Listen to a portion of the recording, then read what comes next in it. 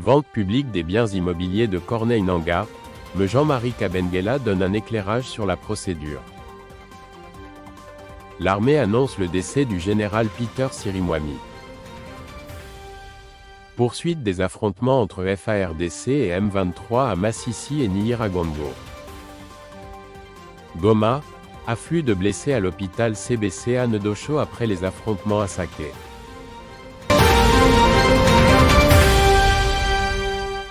Bonjour ou bonsoir dépend de l'heure à laquelle vous nous suivez. Je suis Monsieur Patrick Moukoko du JJ Media Studio d'actualité en direct de la RDC.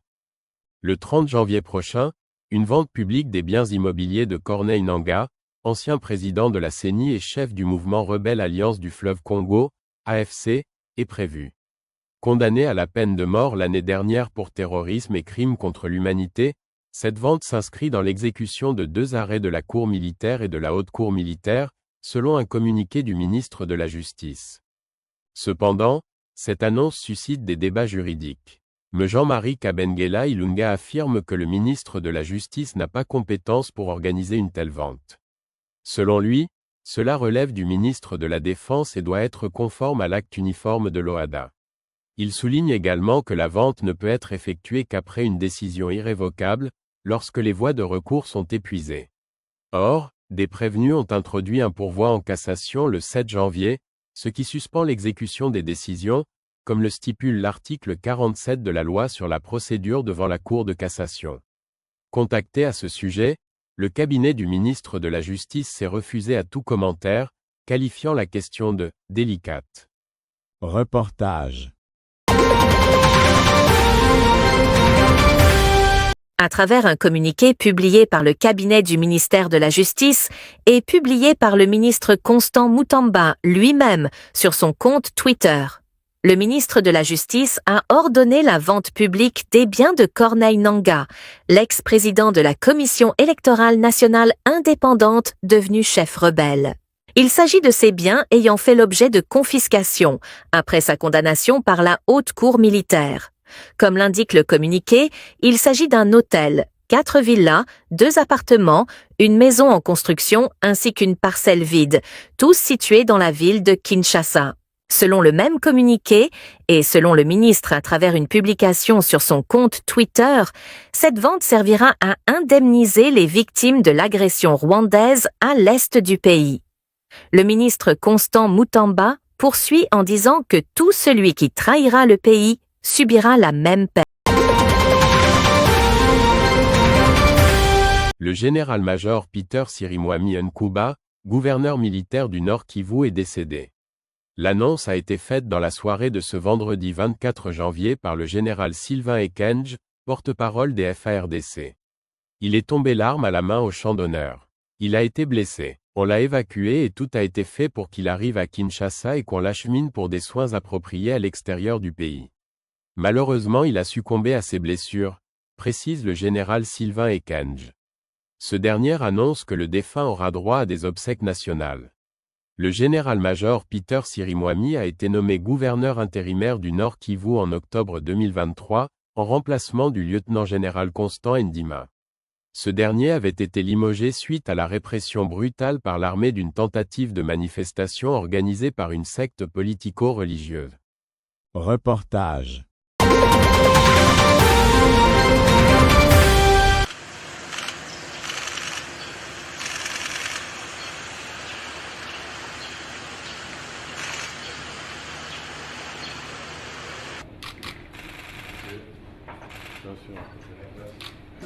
Cette réunion a porté sur un seul point, la situation qui prévaut actuellement dans la partie orientale de notre pays, surtout au Nord Kivu et surtout dans les environs de Goma.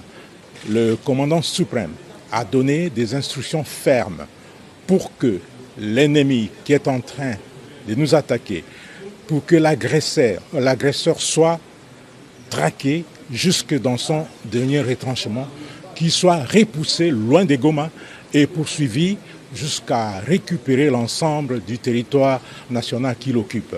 Ça, c'était la première préoccupation qui a réuni autour du commandant suprême les responsables militaires et civils que vous avez vus. Le deuxième problème et c'était une information très capitale, c'était l'annonce du décès du gouverneur du Nord Kivu, le général-major Chirimwami Nkuba Peter, qui est tombé l'arme armée au champ d'honneur. Il a été blessé, on l'a évacué et tout a été fait pour qu'il arrive à Kinshasa et que l'achemine pour des soins appropriés à l'extérieur du pays. Mais malheureusement, il a succombé de ses blessures. Voilà l'essentiel de tout cela et les honneurs lui seront rendus lors des obsèques nationales qui seront organisées ici à Kinshasa. Le message que je voudrais adresser aux militaires des forces armées et à tous les défenseurs de la République, et particulièrement aux vaillants combattants Wazalendo VDP, est celui-ci. La meilleure façon de venger le général Chirimwami est de repousser ces agresseurs et de récupérer toutes les localités qu'ils occupent aujourd'hui. C'est un devoir, c'est une obligation et cette obligation est patriotique.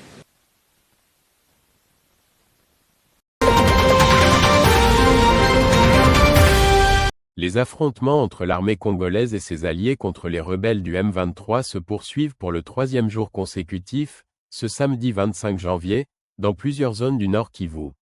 Les combats se concentrent principalement sur les axes Kasenge-Mubambiro autour de Sake, ainsi que sur l'axe Kanyamahoro-Kibumba, dans le territoire de Nyiragongo. Des détonations d'armes lourdes et légères, entendues toute la nuit de vendredi, ont semé la panique parmi les habitants de Goma. Sur l'axe Sake, l'armée congolaise, soutenue par les Wazalendo, les casques bleus de la MONUSCO et la force régionale Sami-République démocratique du Congo, tentent de reprendre le contrôle des localités de Mubambiro et Macha, toujours occupées par les rebelles. Au nord de Goma, à Kibumba, l'armée a repoussé une nouvelle tentative d'attaque des rebelles sur ses positions stratégiques de Kanyamahoro et Kilima-Nyoka, dans le groupement de Byumba. La situation reste préoccupante pour les populations locales. Reportage. Environnant. Les deux camps cherchant à sécuriser des positions stratégiques. Le M23, dans une tentative de renforcer son contrôle, avance vers des sites militaires tenus par la FARDC. Goma sous menace. La panique se propage alors que les combats se rapprochent de Goma, capitale du Kivu du Nord. Les habitants se préparent au pire. Les explosions et le bruit d'artillerie lourde se font entendre depuis ce matin, augmentant la peur parmi la population.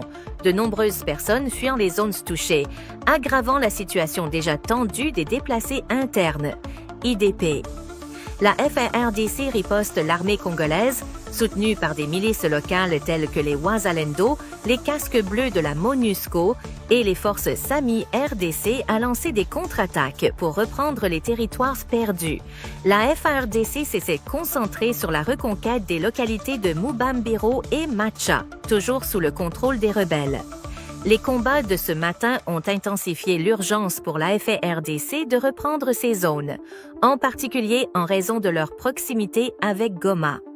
La bataille pour le contrôle de Sake est cruciale pour les deux parties, car elle constitue un point d'entrée vital vers la ville et un corridor stratégique pour la sécurité régionale. La ligne de Kibumba, un nouveau point de tension. Pendant ce temps, au nord de Goma, à Kibumba, les combats ont continué à s'intensifier pendant la nuit. Les forces de la FARDC ont repoussé une nouvelle tentative d'attaque des rebelles du M23 sur l'axe Kanyamahoro-Kilima-Nyoka. Cependant, le M23 continue d'attaquer avec vigueur, mettant à l'épreuve les défenses de l'armée congolaise sur ce front très volatile. La situation militaire à Kibumba reste fluide, avec les deux camps renforçant leur position et se préparant à de nouvelles batailles dans les heures à venir. La zone devient un champ de bataille clé dans le cadre du conflit plus large, le M23 cherchant à étendre son contrôle sur la région. La crise humanitaire se dégrade. À mesure que les combats s'intensifient, la situation humanitaire continue de se détériorer. des milliers de civils à Goma et dans les villages environnants ont été déplacés, exacerbant la crise alors que les organisations humanitaires peinent à fournir de l'aide. L'accès aux besoins de base tels que la nourriture, l'eau et les soins médicaux devient de plus en plus difficile à mesure que les combats perturbent les chaînes d'approvisionnement. Les établissements de santé de la région, déjà surchargés, sont accablés par les blessés des combats en cours. De nombreuses familles sont maintenant piégées dans des conditions dangereuses, incapables de fuir les lignes de front. Réponse régionale et internationale. L'escalade de la violence suscite des préoccupations au niveau régional et international.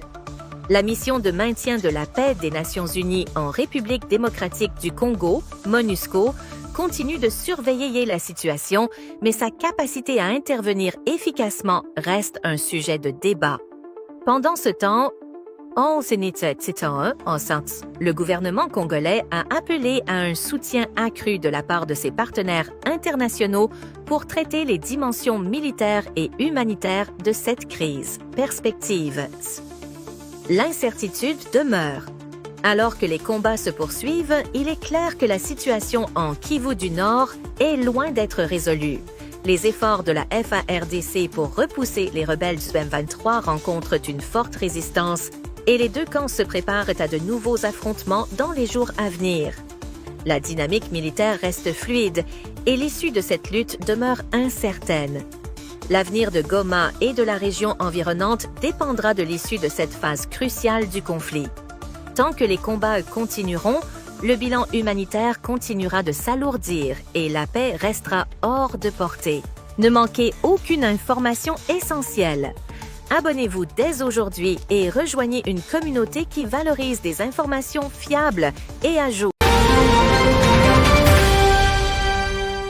L'hôpital CBCA Ndosho de Goma est confronté à une forte augmentation du nombre de blessés, notamment depuis le jeudi 23 janvier.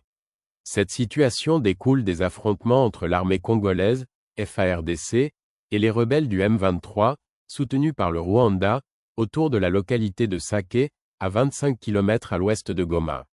D'après Myriam Favier, chef de la sous-délégation du CICR à Goma, l'établissement est submergé par l'afflux de blessés.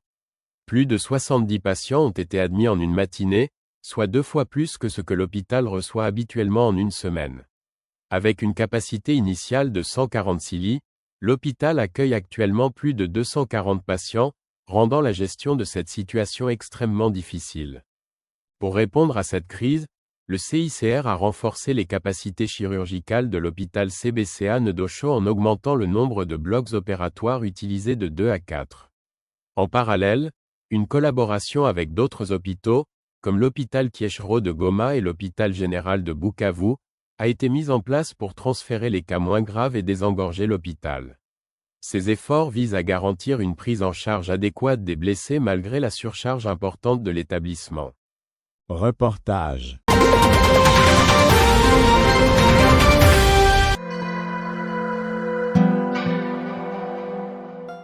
Alors que cet hôpital accueillait jusqu'à environ 20 patients chaque semaine, depuis les 2 dernières semaines, le nombre de patients a été multiplié par 5.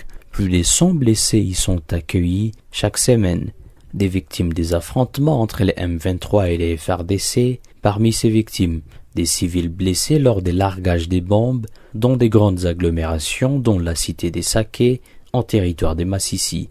Réni Ateguera a 20 ans. Elle a été blessée à la poitrine par des éclats d'une bombe larguée à Sake.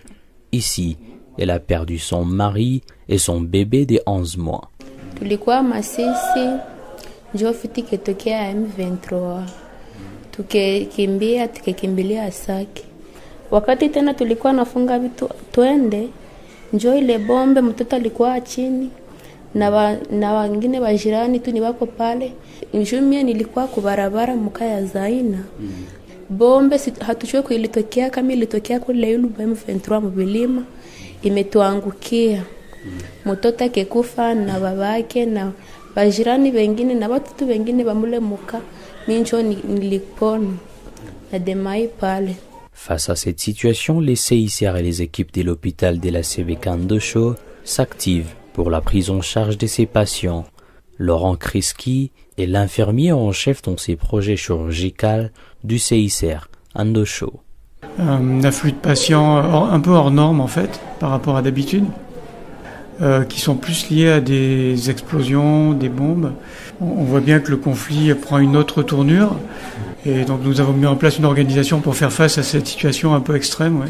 Nous recevons une population civile, des femmes, des enfants, des hommes, et une partie importante de soldats en fait, de Zalendo.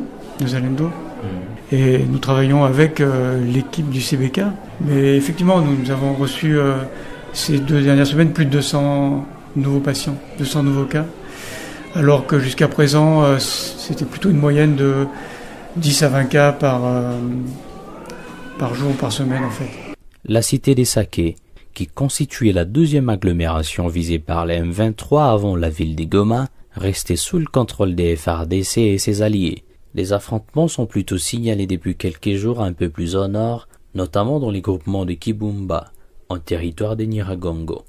La petite accalmie qui s'observe autour des Sakés constitue un couloir pour les déplacements des habitants des Sakés et ailleurs, la plupart vers la ville de Goma.